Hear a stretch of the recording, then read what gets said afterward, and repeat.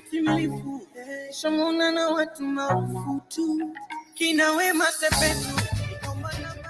Good morning. It's News Hour.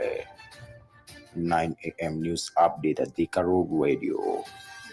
Brought to you by Rian Walker.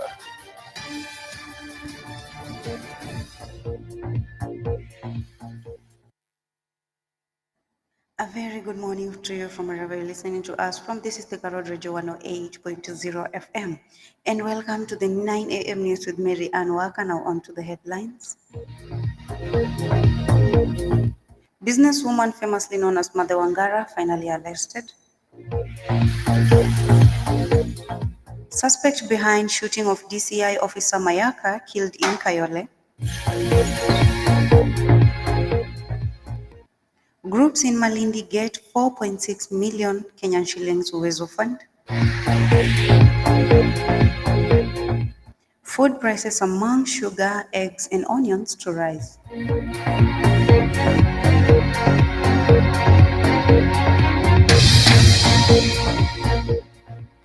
Remember to give us your feedback on all our social media platforms, that being Facebook, Instagram, Twitter, and also Threads. Welcome. Businesswoman Nancy Kigunzu, popularly known as Mother Wangara, linked to a drug haul recovered in Ngara, Nairobi, has been arrested. Nancy Kigunzu was arrested on Monday evening in Nairobi despite moving to court to seek anticipatory bail to stop her arrest. She is set to spend the night in police custody pending her arraignment. Kigunzu, who described herself in court papers as a law-abiding citizen, said she never committed any crime in Kenya and that she has never been summoned by police officers or charged with any crime. 3 other people arrested in connection to the drug recovered last week, including her 2 children, will know their fate on Tuesday when the Anti-Narcotics Court delivers a ruling on whether police will be allowed to detain them for 5 more days.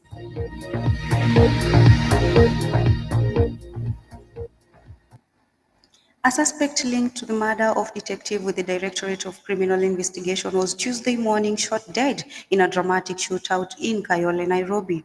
Police said John Kamau, aka Farouk, was killed by police bullets as he fought a group of detectives who had cornered him at his hideout in Soweto area. Farouk shot and injured one of the police officers who were out to arrest him, prompting the other colleagues to open fire, killing him. A pistol that was reportedly used in the shooting of the detective David Munyaka in an attack in Mihango on August 8th was recovered from the suspect. Police said the weapon, a Seska pistol, had 12 bullets when it was recovered from Farouk. Nairobi Police Boss Adamson Bugei said the injured officer was rushed to the hospital and is in a stable condition. In an operation mounted by sleuths from the Elite Crime Research and Intelligence Bureau based at the DCI Nairobi Region Command, the team trailed Farouk to his house on Tuesday. About 4 a.m., they surrounded the house and ordered him to surrender in a standoff. According to Bugei, he insisted came out firing and injured one officer. Police had been trailing Farouk for the past 2 weeks after he had 2 others shot killed Muyaka in an ambush as he changed the tire of his car on August 8th. His other accomplice, Alex Wanjiru, 23, was arrested hiding in his grandmother's house in Kikuyu, Kiambu. He was arrested on August 15th.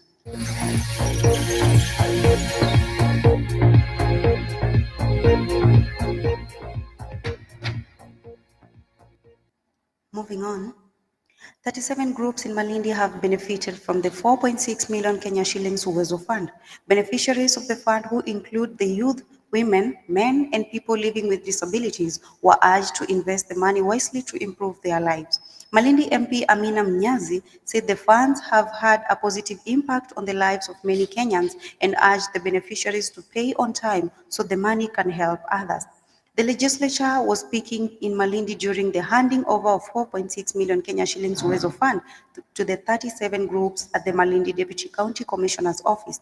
The beneficiaries of the fund hailed the government for supporting them with the loans and asked for the funds to be increased. Beneficiary Malika Ouko said they had borrowed and repaid the funds 3 times and asked the government to increase their funding from 500,000 to 1 million Kenyan shillings. She advised other groups to utilize their funds as well. and stop changing their diet after getting the loans, as that would make it difficult for them to pay. Malindi and Magarini South Officer Juma Mtana urged defaulters to pay the loans so the funds can be benefit other groups. He said the Uwezo Fund in Malindi started in 2014 and it was the sixth time they were issuing the money.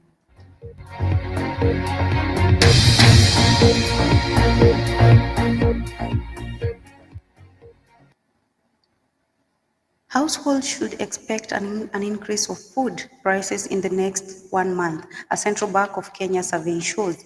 This even as the government banks in favorable weather conditions, fertilizer subsidized in a good harvest to ease commodity price and stabilize inflation. According to the report on agriculture price survey, most of the respondents expect the price to increase in the next 1 month compared to 61.1% of the 55.6% in June and May respectively. This is largely due to the implementation of Finance Act 2023, with more people expecting the prices to increase further in the next 3 months. This comes as retail and wholesale prices continue to be impacted by transport cost, input cost, and weather conditions, with transport having the biggest impact following the implementation of the VAT on fuel. Middlemen pay less, significant role according to the survey. Distance to market, supply chain distribution, and labor cost also have significant impact on the price setting. With this, price of eggs, onions, sugar, and cooking oil are expected to remain high with a possible increment on the back of supply constraint. Retail prices of cereals, grains and their end products are, however, expected to either decline or remain unchanged. There is also an expected decline of the price of animal products, mainly milk, and account of more pasture becoming available following the long rain season. This month, the price of vegetable items reduced, though at a decreasing rate following increased supply of the fast maturing crops from the long rain seasons. The survey drew respondents from wholesale and retail markets and farm in major towns across the country. This include Nairobi, metropolitan area, Naivasha, Gilgil, Nakuru, Narok, Bomet, Nyandarua, Nyahururu, Kisumu, Mombasa, Kisii, Eldoret, Kitale, Mwea, Machakos, and Hispania. Others are Nyeri, Molo, Kericho, Isiolo, Loitoktok, Namanga, and Makueni. An increase could push up the cost of living in Kenya, where inflation is to below the government's preferred target band of between 2.5% and 7.5% for the first time in more than a year.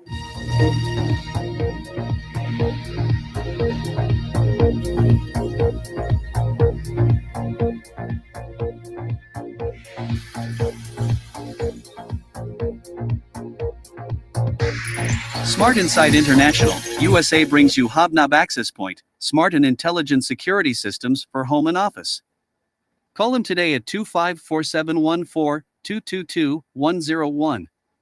Smart Insight is your best tech partner, doing things the smart way. That marks the end of our 9 a.m. news for today. Stay tuned for business news will be coming up in a bit. You've been with Marianne Walker. Have a great day ahead. Kimbisa, una papi o mami.